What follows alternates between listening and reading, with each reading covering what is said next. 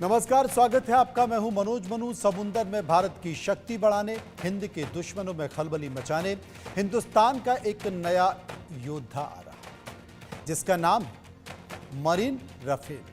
केंद्र सरकार ने फ्रांस से 26 मरीन राफेल फाइटर जेट की खरीदी को मंजूरी दे दी है। 63,000 करोड़ रुपए की ये डील करीब करीब फाइनल हो चुकी है। इन मरीन राफेल विमानों की तैनाती हिंद महासागर में आईएनएस विक्रांत और आईएनएस विक्रमादित्य जैसे विमान वाहक युद्धपोतों पर होगी। लेकिन राफेल मरीन की दस्तक से चीन की नींद क्यों उड़ी हुई है? पाकिस्तान क्यों परेशान और क्यों मरीन राफेल को गेम चेंजर बताया जा रहा है? आज इसी मुद्दे पर हम चर्चा करेंगे। चर्चा के लिए हमारे साथ खास मेहमान होंगे, लेकिन उसके पहले एक रिपोर्ट।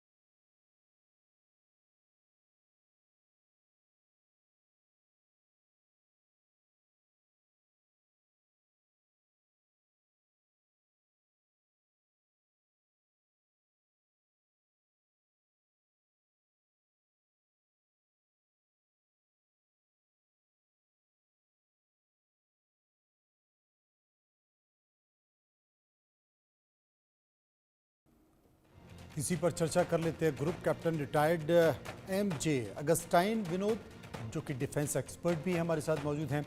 मेजर जनरल रिटायर्ड जे के बंसल साहब मेरे साथ मौजूद हैं, डिफेंस एक्सपर्ट हैं। सबसे पहले मैं बंसल साहब के पास चलूंगा। बंसल साहब, डेक बेस्ड फाइटर जेट, ये कहा गया है कि समुद्री अभियान के लिए इसे खास तौर पर डिजाइन किया गया है, और चूंकि भारत ये ले रहा है 26 इस तरह के फाइटर जेट विमान, जिनका सौदा भारत कर रहा है, जो भारत की समुद्री ताकत को कई गुना बढ़ा देगा। कैसे? Good evening Manoj ji.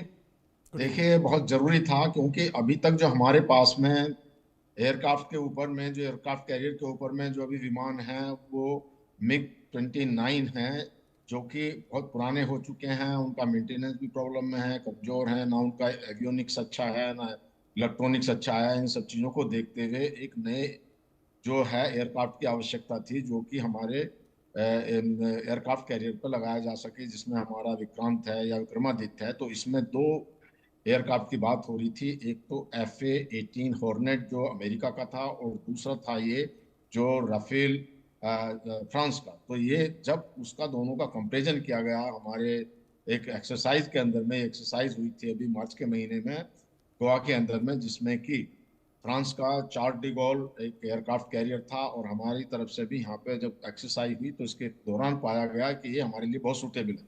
तो इसलिए इस बातों को देखते हुए एक फैसला लिया गया है कि अभी हम 26 खरीदेंगे, जिसमें 4 तो ट्रेनिंग के लिए होंगे 2 सीटर, और 22 जो हैं वो सिंगल सीटर होंगे, और ये 2030-31 तक भारत के एयरक्राफ्ट कैरियर में आ जाएंगे। इनकी जो एवियोनिक्स है, जो राफेल की एवियोनिक्स और इसकी जो इलेक्ट्रॉनिक्स हैं वो बहुत ही अच्छे हैं, और काफ़ी मैन्योरेबिलिटी है इसके अंदर में। और इसके अलावा यहाँ मेंटेनेंस अच्छा रहेगा। पहले ही हमने 36 एयरक्राफ्ट खरीदे हुए हैं, और अच्छा डील जो फ्रांस दे रहा है, और एक हमारा जो काफ़ी उसमें सुविधा को देखते हुए ये डील अच्छी है। इसमें जो है अभी करीब जो $7 बिलियन का ये डील है। इसके अलावा उसके साथ साथ जो स्कॉर्पियन ग्रुप के फंडों भी हैं, उनकी भी डील की गई है। तो इसको देखते हुए बहुत जरूरी था, जिस तरह से चाइना अपनी प्रेजेंस बढ़ा रहा है इंडियन ओशन रीजन के अंदर में, उसके फ्यूजियान और बहुत सारे 3-4 और एयरक्राफ्ट कैरियर उतारे हुए हैं। इसके अलावा जिबूती और ये हम्बन टोटा और ग्वादर एयरपोर्ट में अपने इन्होंने बेस बना लिए। उन चीजों को देखते हुए बहुत जरूरी था कि हमारी भी एक जो है ये नेवल शक्ति बढ़े, और जो राफेल के आने से बहुत ज्यादा बढ़ जाएगी। हालांकि हमारा भी जो है ट्विन इंजन जो एक एयरक्राफ्ट बन रहा है, जो कि सूटेबल है किसी भी टैक पे उतरने के लिए, लेकिन इसमें कुछ समय लगेगा। तो उससे पहले ये इनका ये जो इससे पहले जो जरूरत थी वो जरूरत पूरी हो जाएगी, और एक जो एक अच्छी तरह से जो काउंटर करने के लिए चाइना को या किसी भी दुश्मन को एक बहुत अच्छा कदम है, जो कि हमारे कैबिनेट कमेटी ऑन सिक्योरिटी ने लिया है। तो इसको देखते हुए भारत की शक्ति बढ़ेगी, और एक मजबूत सेना हमारी नौसेना बन जाएगी। जी मनोज जी, बैक टू। विनोद जी मेरे साथ मौजूद है। विनोद साहब, जब भी इस तरह की बड़ी डील होती है तो उसमें बजट बहुत महत्वपूर्ण होता है। 64,000 करोड़ रुपए में 26 मरीन राफेल। अब यहाँ पर भारत के सामने एक चुनौती थी कि डील कैसे की जाए, नेगोशिएशन किस तरीके से किया जाए। तो ये भी कहा जा रहा है कि राफेल मरीन की डील उसी बेस प्राइस में रखी गई है जिसमें 2016 में वायुसेना के लिए 36 विमान खरीदे गए थे। तो इसे एक फायदे का सौदा भी बताया जा रहा है। हाँ, इसमें दो चीजें हैं मनोज जी। जी सबसे पहली बात, हमें ये समझना बहुत जरूरी है कि हमें ये जो मरीन राफेल क्यों चाहिए। ये दर्शकों को मैं समझाने की कोशिश करूंगा। देखिए, आप अगर देखेंगे पूरे भूगोल को उठा करके देख लीजिए, आप अपने क्लास में जाइए, स्कूल में जाइए, भूगोल को उठा करके देखिए, आप देखेंगे एक ही समुद्र है जिसका नाम उसके उस देश से पड़ा है, वो है इंडियन ओशन। जो हिंद महासागर। भारत का महासागर हिंद महासागर है, जी हिंद के नाम से है। और उस हिंद में एक खंजर की तरह, एक डैगर की तरह एक पेनिनसुला गया हुआ है, वो है इंडिया। ऐसा कोई भी महासागर नहीं है जिसके ऊपर वो जिसके इर्द गिर्द महासागर है उसके ऊपर उन्होंने अपने ज्योग्राफी की वजह से वर्चस्व दिखाया हुआ, या उनको विरासत में मिला है, हमें मिला है। और इस हिंद महासागर से 80 से 90% जो ईस्ट की तरफ जो जाते हैं, तेल हो या फिर बाकी यंत्र हो या फिर रॉ मटेरियल हो या फिनिश्ड गुड्स हो, 80 से 90% इस महासागर के इर्द गिर्द जाते हैं। और इस महासागर के अंदर आने के लिए फिर से मैं कहूंगा आप सबसे, जी हो सके तो आप भूगोल दिखा दीजिएगा इसी प्रोग्राम में। जी आप देखेंगे हिंद महासागर में चाइना से लेकर के आप किसी से भी, चाइना, सिंगापुर, मलेशिया, फिलीपींस, उस जापान, कोई भी उस तरह, वियतनाम, लाओस, कंबोडिया, आप कोई भी, ऑस्ट्रेलिया, किसी को भी उठा करके देख लीजिए, 3 गेटवे हैं मनोज जी। जी 3 छोटे छोटे गेटवे हैं जहां से आप हिंद महासागर में घुस सकते हैं। उस पहले गेटवे का नाम है मलाक्का, दूसरा गेटवे का नाम है सुंडा, तीसरा गेटवे का नाम है लुम्बॉक। और लुम्बॉक से आप बड़ी जहाज नहीं ला सकते क्योंकि लुम्बॉक की जो गहराई है मात्र 26 मीटर है। तो आप बड़ी जहाज जब लेके आते हैं तो लुम्बॉक में सतह से लग जाएगा।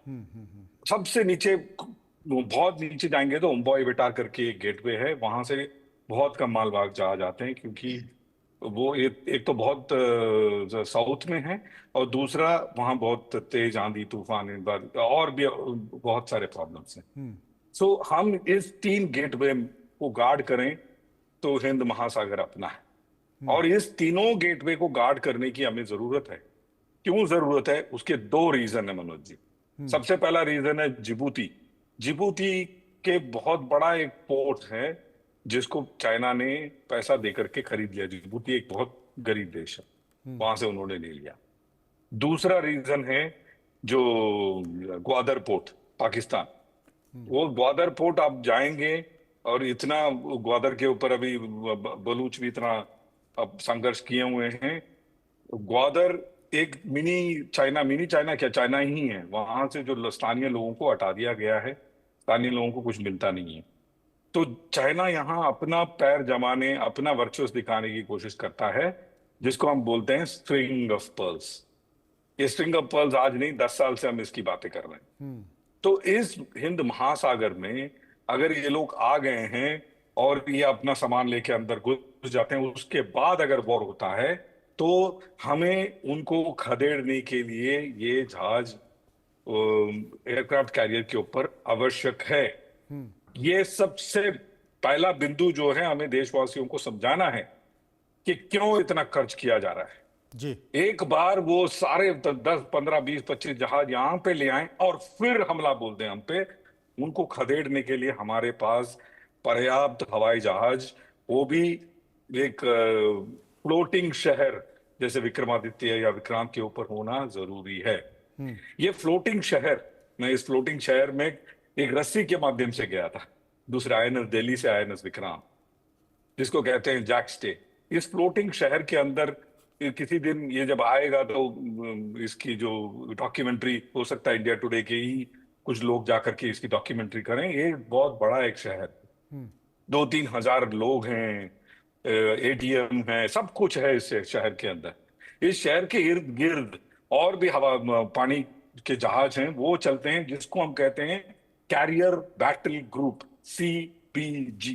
ये अकेले नहीं जाता है ये शहर, ये बाकी और जो माइन स्वीपर्स हैं और जो मिसाइल से लैस पानी के जहाज हैं, पनडुब्बी हैं, जो अपने न्यूक्लियर पनडुब्बी हैं, ये सब मिल करके जाते हैं, जिसको हम कहते हैं कैरियर बैटल ग्रुप। एक कैरियर बैटल ग्रुप का खौफ आप समझ नहीं सकते हैं जब तक कि आप एक कैरियर बैटल ग्रुप को नहीं देखते हैं। दुनिया में चंद देश हैं इस दुनिया में जिनके पास कैरियर बैटल ग्रुप लगाने की क्षमता है, उसमें भारत एक है। अगले कुछ देश हैं जो हैं US, एंड सबको सुन करके बड़े वो होगी कि ब्रिटेन के पास आज के तारीख में कैरियर बैटल ग्रुप लगाने लायक क्षमता के जहाज, हवाई जहाज नहीं, पानी के जहाज नहीं है। तो आप समझिए इसको। तो ये 2 चीजें दर्शाता है। पहली बात, हिंद महासागर में हमारा वर्चस्व और हमारा झंडा जो है बिल्कुल ही इतना तेजी से गड़ेगा कि आने वाले कहीं दशक तक लोग हमारे ऊपर या हिंद महासागर में आके बाकी गतिविधियां करने की कोशिश भी नहीं करेंगे। दूसरी बात, इंटरनेशनल स्टैंडिंग आप देखिए मनोज जी, कि हमारे जो इंटरनेशनल स्टैंडिंग है वो बहुत बहुत एक लेवल से कई गुना ज्यादा बढ़ जाएगा। हम जाकर के जब बातें करेंगे बाकी देश के लीडर के सामने, लोग सुनेंगे। क्यों? क्योंकि आप हैं हिंद महासागर के मालिक और आपने अपना मालिकाना हक जो है लगाया हुआ है वहां पे। उस कड़ी में सबसे एक महत्वपूर्ण एक बिंदु अगर है, वो है ये जो कैरियर बोर्न फाइटर एयरक्राफ्ट, जिसमें सबसे बड़ा जो आज के तारीख में, आपको मैं फिर से कहूंगा और ये अतिशोक्ति नहीं है, आज आप F-18 उठा के देख लीजिए या फिर कोई भी कैरियर बोर्न फाइटर जो अमेरिका का उठा के देखते हैं, उसके सामने रफाल कई गुना ऊपर के पायदान में है, ना कि नीचे के। क्यों मैं ये कह रहा हूं? देखिए, हमारे पास जो रफाल के पास जो वेपन है ना, आप फिर भी मैं दोबारा कहूंगा कि अगर हो सके तो मैप निकलवा लीजिए। रफाल के पास एक मिसाइल है जिसका नाम है मीटियोर। मीटियोर मिसाइल का रेंज जो है 200 किलोमीटर है मनोज जी। जी पठानकोट से मैं टेक ऑफ करूं, सियालकोट, गुजरात, गुजरांवाला, लाहौर, सरगोदा, फैसलाबाद, यहां से कोई हवाई जहाज टेक ऑफ नहीं कर पाएगा। सोचिए इस बात को। जी टेक ऑफ करते ही मैं उसको मार गिरा दूंगा, वहीं उसी के घर में उसी के रनवे के ऊपर मार गिरा दूंगा, क्योंकि मीटियोर मिसाइल का रेंज जो है 200 किलोमीटर है। उनके पास जो एमराम है उसका रेंज है 120 किलोमीटर, उससे 80 किलोमीटर ज्यादा मेरा रेंज है। अब सोचिए इसको। आज के तारीख में ये रफाल में हमारे पास ये कैपेबिलिटी है। दूसरा मिसाइल है मीका, जो मैं हवाई जहाज उड़ा रहा था मिराज 2000, उसमें मीका मिसाइल है। 50 से 70 किलोमीटर का रेंज है, और उसको एक बार मीका मिसाइल आपके पीछे लग गया, आप उससे बच नहीं सकते। आज कोई काउंटर मेजर नहीं है जो मीका मिसाइल से किसी को कोई आपको बचा ले। मीका मिसाइल इतना एडवांस्ड मिसाइल है। मीका मिसाइल है। हैमर करके एक वो है air to ground weapon bomb.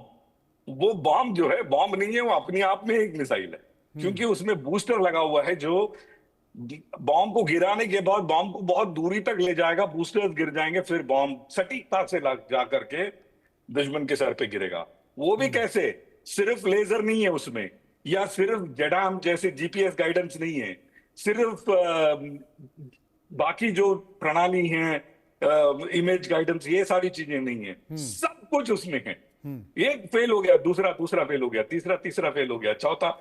इस तरह से मल्टी सेंसर बॉम्ब है आज की तारीख में हमारे पास है ये बॉम्ब। तो आप सोचिए, ये सारी जो आपने शुरू में जो चलाया ना, इसके बारे में एक जो रिपोर्ट 10-15-20 लाइन रिकॉर्डेड जो चलाया, उसमें इतने सारे सटीकता से कूट के आपने सच भरा है कि वही सुन ले लोग, और उसी को अपने इमेजिनेशन में दौड़ा ले, तो उनको समझ में आ जाएगा कि क्या हमारे पास है और क्या आने वाले दिन में होने वाला है। बिल्कुल आपने सही कहा। एक और जी जी प्लीज बताएं। हाँ, मैं दूसरी बात ये भी कहूंगा। देखिए, हम तेजस विक्रमादित्य पे चलाने की जो तेजस जो है उसको तेजस को मैरीटाइम बनाने की हमने जो कोशिश करी, वो कोशिश में हम पूरी तरह सफल नहीं हो पाए, जिसकी वजह से हमें ये कदम उठाना पड़ रहा है। अगर उसमें पूरी तरह अगर सफल हो जाते, हो सकता है हमें रफाल मैरीटाइम लेने की जरूरत न पड़ती। लेकिन जो कि अपने पास ऑलरेडी इंडियन एयरफोर्स में रफाल है 2 स्क्वाड्रन, हमने ऑलरेडी इसका मेंटेनेंस सेटअप कर लिया है, वेपन्स खरीद लिया है, ट्रेनिंग कर ली है, सारी चीजें कर ली हैं। तो अभी ये मैरीटाइम रफाल को लेकर के हमें इनकॉर्पोरेट करके उसको ऑपरेशनलाइज करने में मात्र महीना 2 महीना लगेगा। सोचिए, ये अपने आप में बहुत बड़ी बात है। यूक्रेन ने F-16 खरीदा 1 साल पहले, आज भी यूक्रेन का एक भी पायलट F-16 नहीं उड़ा रहा है। क्यों? इतना आसान नहीं है मनोज जी। किसी भी चीज को आप खरीदेंगे और तुरंत चलाने लगेंगे, वो नहीं पॉसिबल है। मिलिट्री में ट्रेनिंग से लेके मेंटेनेंस से लेके सारी चीजें लगाते आपको समय लग जाता है। Over to you. आपको समय लगता है वाकई, और लेकिन शुरुआत हो चुकी है। असल में भारतीय नौसेना इन विमानों को आंध्र प्रदेश के विशाखापट्टनम INS डेका में अपने होम बेस में स्थापित करने जा रही है। वहीं पर इसको देखा जाएगा, और क्यों देखा जाएगा इसका जिक्र विनोद साहब ने बता ही दिया कि हिंद महासागर जिस पर तमाम दुश्मनों की नज़र है, और भारत का अब तक परचम लहरा रहा है, लहराता रहे, इसलिए इन विमानों की खरीद भी है। क्योंकि चाइना लगातार हिंद महासागर के इर्द गिर्द अपना प्रभाव बनाने की कोशिश कर रहा है। ग्वादर पोर्ट को किस तरीके से उसने कब्जे में ले लिया है, पाकिस्तान को कर्ज देकर, पैसा देकर, वो भी सबको पता है। जिबूती देश का जिक्र वो कर ही चुके हैं। बंसल साहब मेरे साथ मौजूद हैं। बंसल साहब, हिंद महासागर में आपको सबसे ज़्यादा चुनौती चाइना से है, और चाइना की शक्ति के आगे भारत अभी बहुत सारी चीज़ें अगर देखा जाए, चाहे वो बजट हो, डिफेंस बजट हो, या फिर युद्धपोत हो, या फिर कई फाइटर जेट हो, भारत की क्षमता उतनी बेहतर नहीं है। और चाइना बहुत गंभीरता से समझ रहा है, क्योंकि ये औद्योगिक दृष्टि से, व्यापारिक दृष्टि से, सुरक्षा के लिहाज से भी बहुत महत्वपूर्ण है। इसीलिए भारत चाहता है कि कम से कम यहाँ मजबूती रखना जरूरी है। पाकिस्तान से सीमाओं पर निपट लिया जाएगा, बांग्लादेश से निपट लिया जाएगा, लेकिन चाइना के इरादे हिंद महासागर को लेकर ठीक नहीं। देखिए, बड़ा अच्छा प्रश्न आपने पूछा जी। जैसे कि अभी दिशा नायके से मुलाकात हुई थी हमारे प्राइम मिनिस्टर की, और इस समय काफी सपोर्टिव हैं, लेकिन जो वहाँ का अमन टोटा जो बेस है उसके अंदर में उन्होंने अपना वहाँ पे एक कैरियर, एक जो है युद्ध पोत लगाया हुआ है। कहते हैं हमको रिसर्च करनी है, लेकिन वो सारी मॉनिटरिंग वगैरह करते रहते हैं। तो ये मॉनिटरिंग करते रहते हैं, तो इन सबको न्यूट्रलाइज करने के लिए, काउंटर करने के लिए भारत को जो अपनी हमारी जो नेवल शक्ति है वो काफी बढ़ती जा रही है। कुछ दिन पहले ही जो हमारे प्राइम मिनिस्टर ने जो अरिहंत और ये बहुत सारे एयरक्राफ्ट जो जो पनडुब्बियां और जहाज दिए थे, तो हमारी एयर शक्ति, ये नेवल शक्ति काफी बढ़ती जा रही है। तो इन सबको देखते लिए हमारे, जैसे कि अगस्तीन साहब ने भी कहा है, अभी हमारी शक्ति को देखते हुए जो है चाइना के मन में एक चिंता पैदा होगी। और एक बात यहाँ पर देखने की और बहुत जरूरी है, जो ये रफेल हमारे पास में आ रहा है, जो एयरक्राफ्ट कैरियर के ऊपर उड़ान भरता है, इसका 10 साल का एक्सपीरियंस है कि 10 साल से ये उस पर कर रहा है। जबकि जो मैं FA-18 की बात कर रहा था हॉर्नेट की, उसका कोई ऐसा एक्सपीरियंस नहीं। चाइना ने अपने एयरक्राफ्ट कैरियर पे एयरक्राफ्ट वगैरह जरूर लगाए हैं, लेकिन उनकी विश्वसनीयता इतनी ज्यादा नहीं है जितनी कि इन एयरक्राफ्ट की है। हमारे भी जो एयरक्राफ्ट बन रहे हैं, वो तेजस तो ले लीजिए चाहे, तो वो भले ही समय लग रहा हो, लेकिन उनकी विश्वसनीयता और वो एक बहुत अच्छे तरीके के चीजें बनकर आएंगी। तो चाइना अपने बढ़ा जरूर रहा है, नंबर बढ़ा रहा है, चाहे आप एयरक्राफ्ट कैरियर ले लीजिए या एयरक्राफ्ट ले लीजिए, लेकिन वो कितने सफल होंगे जब जरूरत पड़ेगी या कभी कोई ऐसी स्थिति आती है, तो ये समय ही बताएगा।